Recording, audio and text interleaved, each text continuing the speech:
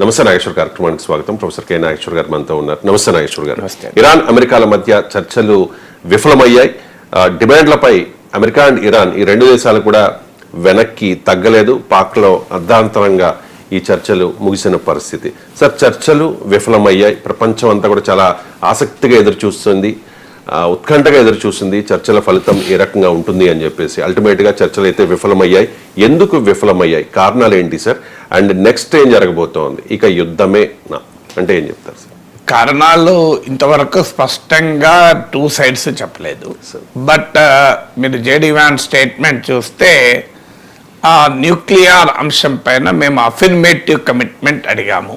అంటే Iran nuclear enrichment ఫెసిలిటీని ధ్వంసం చేశాము, కానీ ఇరాన్ ఇప్పుడే కాదు, 2 ఏళ్ల తర్వాత కాదు, భవిష్యత్తులో కూడా అణ్వాయుధాలు తయారు చేయదు అన్న అఫర్మేటివ్ కమిట్మెంట్ కావాలి. అక్కడ రాలేదు అని అన్నాడు. సో అక్కడ ఇండికేషన్ తప్ప వేరే ఇండికేషన్ ఏమీ ఇవ్వలేదు. వాస్తవంగా మిగతా అంశాలలో కాస్త అవగాహన కుదిరినట్టు కూడా వార్తలు వచ్చాయి. మీకు రాయిటర్స్ లాంటి సంస్థలు కూడా వార్తలు ఇచ్చిన ఏంటంటే, మీకు ఈ Iran funds defreeze $6 billion Iran అసెట్స్ని డీఫ్రీజ్ చేయడానికి అమెరికా అంగీకరించింది అని. అలాగే లెబనాన్ ఇజ్రాయెల్ల మధ్య కూడా సీజ్ ఫైర్కు దాదాపు అంగీకారం కుదురుతోందని కూడా వార్తలు వచ్చాయి. సో అల్టిమేట్గా ఇరాన్ ఇకపై లేవకుండా చేయాలన్నది అమెరికా లక్ష్యం. ఇరాన్ న్యూక్లియర్ ప్రోగ్రామ్ కంప్లీట్గా డిస్ట్రాయ్ చేయాలి, ఇరాన్ మిసైల్ కెపబిలిటీని కంప్లీట్గా డిస్ట్రాయ్ చేయాలి. ఈ రెండింటిని కనుక ఇరాన్ ఒప్పుకుంటే అప్పుడు ఆంక్షలు ఎత్తివేస్తా అంటాడు. కానీ ఇరాన్ కోరుకునేది ఏంటంటే న్యూక్లియర్ ఆప్షన్ వదిలేస్తాం, మిసైల్ ఎబిలిటీని అయితే వదిలేయడానికి ఇరాన్ సిద్ధంగా లేదు. మరి అమెరికా ఇజ్రాయెల్ మళ్ళీ దాడులు చేయదన్న గ్యారంటీ ఏంటి? ఈ గ్యారంటీ క్రెడిబుల్గా ఉండాలి. సో అక్కడే విశ్వాసం లేదు. ఇరాన్ పాకిస్తాన్ వాళ్ళకు కూడా చెప్పింది, మాకు అమెరికాపై నమ్మకం లేదు అని. అసలు ఎందుకంటే గతంలో 2 సార్లు కూడా ఒకవైపు చర్చలు జరుపుతూ యుద్ధానికి వెళ్ళారు. సో ఇరాన్ తన భద్రత తాను చూసుకోకూడదు అన్నది అమెరికా కండిషను. పోనీ భద్రతను వదిలేసినా మరి అమెరికా ఇజ్రాయెల్ దాడి చేయదన్న గ్యారంటీ ఉంటుందా అంటే దానికి ఉండదు అంటున్నారు. అంటే మిమ్మల్ని చంపమని చెప్పి గ్యారంటీ ఇవ్వము, నిన్ను నువ్వు కాపాడుకోవడానికి ఏ ఆయుధాలు పెట్టుకోవద్దు అంటున్నారు. ఎవరైనా ఇట్లా ఎక్కడికి వెళ్ళి అగ్రిమెంట్ అవుతుంది? నిన్ను కొట్టము, నిన్ను చంపము అన్న గ్యారంటీ మేము ఇవ్వము. అదే సమయంలో నీవు కూడా కర్రలు కత్తులు ఏది పెట్టుకోవద్దు ఇంట్లో. నువ్వు మేము కొట్టడానికి వచ్చినప్పుడు చేతులు ఎత్తేసి తన్నులు తినాలి అంటుంది. అది ఎక్కడైనా ఇరాన్ ఒప్పుకుంటుంది, ఏ దేశం ఒప్పుకోదు కదా.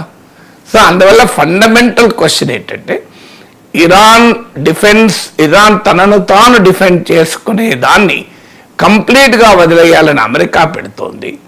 తనను అటాక్ చేయాలన్న గ్యారంటీ ఏంటని ఇరాన్ అడుగుతోంది. సో అక్కడ మీకు పేచీ ఉంది. బట్ అదే సమయంలో ఇందులో ఏంటంటే ఇక చర్చలు ముగియలేదు. మనకి ఇప్పటికీ కూడా ముగియలేదు అనటానికి ఇండికేషన్ ఏంటంటే, ఒకటి పాకిస్తాన్ మీడియేట్ చేస్తున్న పాకిస్తాన్ ఏం చెప్పిందంటే, ఈ 2 దేశాల టెక్నికల్ డెలిగేషన్ల మధ్య చర్చలు జరుగుతాయి అని చెప్పింది. సాంకేతిక పరమైన చర్చ. ఎందుకంటే ఇరాన్ వాళ్ళు ఒక 71 మెంబర్ డెలిగేషన్ వచ్చారు, అమెరికా వాళ్ళు ఒక 100 డెలిగేషన్ వచ్చారు. ఆ size of the composition of the delegation చూస్తే అర్థమయ్యేది ఏంటంటే, మనకు ఏదో ముందే ఒప్పందానికి వచ్చి సంతకాలు చేయడానికి వచ్చినట్టు లేరు. అది క్లియర్గా లాంగ్ డ్రాన్ టాక్స్కు సిద్ధమయ్యే వచ్చారు. ఎందుకంటే ఒకవేళ డీల్ అంటూ కుదిరితే అది ట్రంప్ సమక్షంలో కుదురుతుంది, మీకు జేడీ వ్యాన్ సమక్షంలో కుదిరే ప్రసక్తి లేదు. సో అందువల్ల మీకు ఒక లాంగ్ డ్రాన్ టాక్స్, లేకపోతే 100 మందితో జేడీ వ్యాన్ డెలిగేషన్ రావాల్సింది ఏంటి, 71 మెంబర్స్తో ఇరాన్ డెలిగేషన్ రావాల్సిన అవసరం లేదు కదా. సో అందువల్ల ఆ composition and size of the delegation చూస్తే దీర్ఘకాల చర్చలకు 2 దేశాలు సిద్ధమై వచ్చాయి అని. సో అందుకే పాకిస్తాన్ చెప్పింది ఏంటంటే దీని టెక్నికల్ చర్చలు కొనసాగుతాయని చెప్పింది. రెండవది ఇరాన్ కూడా చెప్పింది ఏంటి, మేము ఈ ఒక్క రోజులో ఇంత సంక్లిష్టమైన సమస్యలు పరిష్కారం కావు అని ఇరాన్ వ్యాఖ్యానించింది. అంటే అర్థమేంటి, స్టిల్ ఓపెన్ ఫర్ టాక్స్ అని. మూడవది జేడీ వ్యాన్స్ చెప్పిన దాంట్లో ఇది ఇరాన్ పైన ట్రంప్ లాగా మాట్లాడాలి జేడీ వ్యాన్స్. మీరు గమనిస్తే చాలా మెజర్డ్గా చాలా మెచ్యూర్డ్గా మాట్లాడాడు జేడీ వ్యాన్స్. సబ్స్టాన్షియల్ టాక్స్ జరిగాయి ఇరాన్తో, అది గుడ్ న్యూస్, కానీ డీల్ కుదరలేదు, అది బ్యాడ్ న్యూస్ అన్నాడు. సబ్స్టాన్షియల్ టాక్స్లో ఏ వాల్యూ లేకపోతే గుడ్ న్యూస్ ఎందుకు అవుతుంది? ఒకవేళ టాక్సే పూర్తిగా ఫెయిల్ అయి ఉంటే ఆ సబ్స్టాన్షియల్ టాక్స్కి మీనింగే లేదు కదా, గుడ్ న్యూస్ ఎందుకు అవుతుంది? So American vice president substantial టాక్స్ను గుడ్ న్యూస్గా వర్ణించాడు అంటే there is some progress in talks, అంటే డీల్ కుదరకపోవచ్చు, ప్రోగ్రెస్ ఇన్ టాక్స్ అనేది క్లియర్గా అర్థమవుతుంది కదా. లేకపోతే సబ్స్టాన్షియల్ టాక్స్ జరిగాయి ఇరాన్తో, అది గుడ్ న్యూస్ అనే పదం వాడాడు, గుడ్ న్యూస్ అనే ప్రశ్నే ఉత్పన్నం కాదు కదా. When there is no result it can't be good news, if there is result it becomes good news. So అది రిజల్ట్ లేదు, అందువల్ల అది గుడ్ న్యూస్ కాదు. అదే సమయంలో రిజల్ట్కి అవకాశమే లేకపోతే అది బ్యాడ్ న్యూస్ అవుతుంది. అందువల్ల టాక్స్ స్టిల్ పొటెన్షియల్ ఉంది, స్కోప్ ఉంది అనేది క్లియర్గా అర్థమవుతుంది. సో అందువల్ల అదే దాంతో పాటు సీజ్ ఫైర్ వయలేట్ అవుతుందని ఎవరు చెప్పలే, మీకు అమెరికా చెప్పలే, ఇరాన్ చెప్పలే, ఈ కాల్పుల విరమణ ఇక లేనట్లే అని.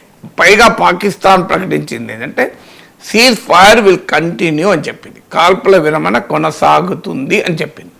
సో ఈ కాల్పుల విరమణ కొనసాగుతుంది, టాక్స్కు అవకాశాలు ఉన్నాయి, ఏరియాస్ ఆఫ్ డిసగ్రీమెంట్ చాలా ఉంది, కానీ సబ్స్టాన్షియల్ టాక్స్ మొదలయ్యాయి. సో ఈ ఎంటైర్ ప్రాసెస్ చూస్తే ఏమర్థమవుతుందంటే వార్ అండ్ పీస్ రెండు ఛాన్సెస్ ఉన్నాయి. అది వార్ అవుతుందా పీస్ అవుతుందా మనం రాబోయే రోజులే చెప్పాలి. బోత్ ఫర్ వార్ అండ్ పీస్కు అవకాశాలు ఉన్నాయి అనేది క్లియర్గా అర్థమవుతుంది.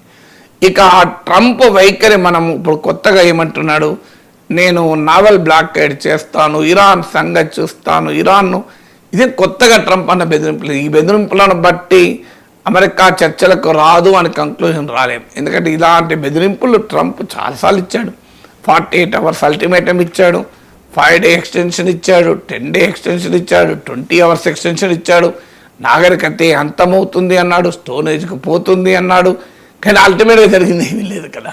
సో అందువల్ల బహుశా అమెరికా కూడా ట్రంప్ కూడా తన యూజువల్ స్ట్రాటజీ మ్యాక్సిమలిస్ట్ ప్రెషర్ అనేది ట్రంప్ వ్యూహం, మ్యాక్సిమలిస్ట్ రెసిస్టెన్స్ అనేది Iran response. So maximalist pressure పెట్టి ఇరాన్ ఏదో రకంగా ఒప్పించడానికి అమెరికా చూస్తుంది, మ్యాక్సిమలిస్ట్ రెసిస్టెన్స్తో మ్యాక్సిమం కన్సెషన్స్ పొందాలని ఇరాన్ చూస్తుంది. So maximalist pressure versus maximalist రెసిస్టెన్స్లో ప్రజెంట్ సిచ్యువేషన్ ఉంది. ఈలోగా స్ట్రేట్ ఆఫ్ హార్మోజ్లో మైన్ స్వీపర్స్ పంపిస్తున్నాం యుఎస్ఎస్ పీటర్సన్ ఇలా అని అమెరికా ప్రకటించింది. అలాంటిది ఏమీ లేదని ఇరాన్ అంటుంది. ఎందుకంటే ఈ వార్లో ఏమవుతుందంటే ప్రాపగండా వార్ కూడా ఉంటుంది, ఏది నిజమో ఎవరము చెప్పలేము, చాలా కాన్ఫ్లిక్టింగ్ రిపోర్ట్స్ వస్తాయి.